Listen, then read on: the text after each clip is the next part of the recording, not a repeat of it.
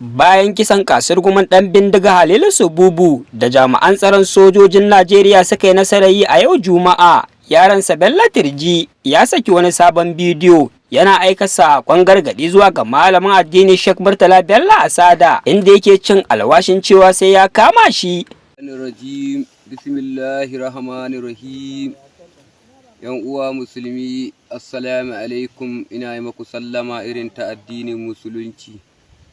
A kwana-kwanan nan na fitar da wani bidiyo wanda nake magana akan Murtala Asada da Bulama Bukarti. Na ji Murtala Asada abun ya yi mashi zafi, yana ta lissahe yana cewa gata. To ai ba sai ya san inga muke, har ba sai na faɗa mai inga gidana yake ba. A daji nake daga ƙananan hukumomin na shahi Sabon Birni da Isa da Shinkafi da ƙaura da zurmi, waɗannan ƙauyuka duka ina tabbatar mai duk inga yaje yana iya arangama da mu insha Allahu. Daga nan ma abin da ya shafi zuwa Anka zuwa birnin Magaji, ya shafi dai zuwa Cafe, duka dai ƙananan hukumomin Zamfara baki ɗaya. Gada ya koma cikin Sokoto yana cima manya zarafi, ya ce ba su kamo ko fara ba, ƙyale Turji aka yi, kuma ya ce fakai nike me, ni na nuna mai ga gidana ke, kuma ya samu talakawan da yake magana da su masu faɗa mai gida nawa garin fakai, mace nawa gari ni fakai. Daji nike zaune da dukiyata da komi, a in ma bai sani ba da ƙiƙiwawa. Muna ƙara tunatar da shi, mutanen da ka bashi labari, mutanen da yake ra'ayi ne suke bashi labari. Saboda haka muke faɗa mai yayi hankali, in yana so kuma a ɗauke shi ko kuma a yi arangama da shi. To ya ji ƙananan hukumomin da muke gudanar da ayyukanmu, Zamfara baki ɗai, mun hidda mai birnin Gusau, duk ƙaramar hukumar da yana iya rinka fita daji yana afka muna. Mun yi alƙawali mu kuma sai mun kawar da shi. Insha Allahu, in dai Allah shi ke halitta bai yarda da shi, in dai bai yarda da Allah ka halitta mutane ba kuma shi ke kashe mutane, to mun yi alƙawali. In Allah ya yarda mun yi imani da Allah shi ke halitta, shi ke komi, insha Allah muna roƙo ne da siffofin shi, Allah da sai mun kama shi ga hannu. Sannan da wawa Murtala Asada, in ga baka sani ba, kacce abin da ya gama ni da Dullu, na mata wai ni je Sokoto ƴar uwata Dullu ya halba, to baka ma san yanda aka yi ba, dan Allah ka koma wanda ya kira ka, ya kwaɗa ma, sai ka sake magana da ni. Ka haɗa shi da ‘yan uwanka duk da annan ƙauyukan, ka tambaye shi, ni wallahi Allah shi adda wanga sunan, ba ni da ‘yan uwa Sokoto, ba ni da ‘yan uwa da ta taɓa armi Sokoto, in faɗa ma gaskiyar labari. Abin da addalilin muka yi faɗa da Dullu, shanu suka ci dawoyin mutanen Kwari, suka je suka halbi mutanen Kwari, muka je muka anso mutane, muka je muka yi faɗa da su. Ka je ka tambaya, Kwari tana cikin wacce, tana cikin rikon local government ɗin Shinkafi. Ka je ka tambaya ba ƙauyewawa da kake ta cima manya zarahi, ba su tai sun kai komi ba su yi komi ba. To in ka iya har sai ka tsaya an baka dama, ba ga ƙungiyoyi na an ba su dama na 'yan sa kai suna kashe mutane ba, kai ma ka hawo ka to ka kashe wanda kaka son kashewa. Kuma na faɗa ma ka ba tsayawa can kana an yi kaza, an yi kaza, to ai wannan a calanci ne kai kana tona ma kanka asiri. Kana iya hana Matawalle hulɗa da mutane, matsayi ne na gwamna shekara 8. Mu ko da muka ce Matawalle, mu ba mu ce mai ɓarawo ba, ka fa'inta da ƙiƙiwawa. Abinda mun ka ce Matawalle, mu mun kashe ɓarayi, kuma ya kai su gidan gwamnati bai anshi bindigogin su ba, mu shi muka faɗa. Mu ba mu wa Matawalle sheri ba, kuma ba mu ce mai ɓarawo ba. Kai kace mai ɓarawo, kai kace yana tare da ɓarayi, ni ban ce mai ba. Amma abinda ni ce mun kashe ɓarayi ya kai su gidan gwamnati, kuma ka koma can ga waccan maganar, ta sai ka saurara. Kuma ita muka faɗa ma, kuma ita muka ƙara faɗa ma duniya. Don hakan ga ka koma nan wai ka tara mutane waɗanda ba san kwanya ba irin ka, kana taya kana faɗa masu to shi ya ka taho da suwa, ka ce a bakka ka duk irin motar da kaka so. Ƙananan hukumomin ga ka san su, wadda kasan birnin Sokoto ka kasan ƙananan hukumomin ga. To mi kaka tsaya kana mutane ƙarya yau daban, ta gobe daban. Ni wani da ka faɗa ma a zahiri ka ce ka san inga nake. Wallahi in ka zaka inga nike, wallahi ka kwaso irin zuga ka zaka inga nike, to billahi lazim wa rasulahu sai dai a haiha wani ba kai ba. Wallahi in Allah ya yarda, kuma in kana gardama Bello Turji na nan ƙasar duniya zaune. Kai baka isa in ce ga anga gida na ke ba, ko da kaka wanga bambamin baka tuwa fa kai din to ka kashe mutane, tunda nan nike zaune, har sai ka tsaka kana faɗa ma jami'an tsaron. ka taho ka faɗa masu ka taho da su ka kawo su inga nike zaune yahi duk ka faɗa masu ko kuma shi mai kiran kai ce ma ga inga muke ka ta haɗa da shi da jami'an tsaron duk ku taho tare kaga sai ka zo ka diba shin jami'an tsaron sun zo wurin ko ba su zo ba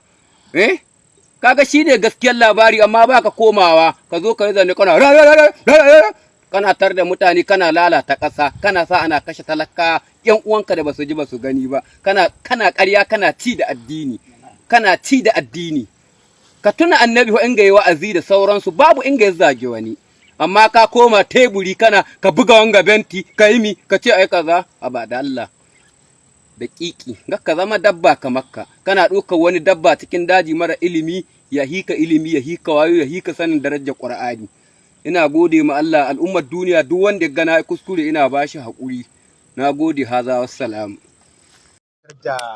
abubuwan da ka duba idanunka na aiki sashen Hausa na murar Amurka zai soji daga bakinka me ka ganin mai idanka a cikin jihar Zamfara kuma wani hali ake ciki to jama'a murna ne muka gani yau da zuwan mu yaran mu jiya sun samu kai sun kashe wannan shege dan ta'adda Halilu to na farkon kenan mun tabbatar su irin su Turji da sauransu duka kwanakin su ya kai in suna da wayo su bar mana ƙasa in ba su son zaman lafiya mu ma ba mu son su da rai duka muna aiki tare da su 'yan tsaro muna aiki tare da 'yan sanda da saura duka muna haɗa kai mun gode kuma shi gwamnan Zamfara yana ba mu taimako illa yanda ya kamata roƙon da muke ma jama'a su gane cewa wannan yakin kowa na da abin da ya kamata shi ma ya yi idan an ga waɗannan 'yan ta'adda a gaya muna kada mutane kuma su yi hulɗa da su masu kasuwanci da su masu mai a bari don an ce abokin ɓarawo ne to in mun kama ka to kai ma kana cikin su to kuma Allah ya so za mu samu nasara kan wannan abu yanzu wannan nasara da aka samu ko za ka iya bayyana mai sauri abubuwan da aka samu daga hannun wannan barayi kuma ɓarawo na aka kashe to kaga na san kana da video zaka ga cewa ga mashushuka nan guda 30 akwai PKT manyan bindigogi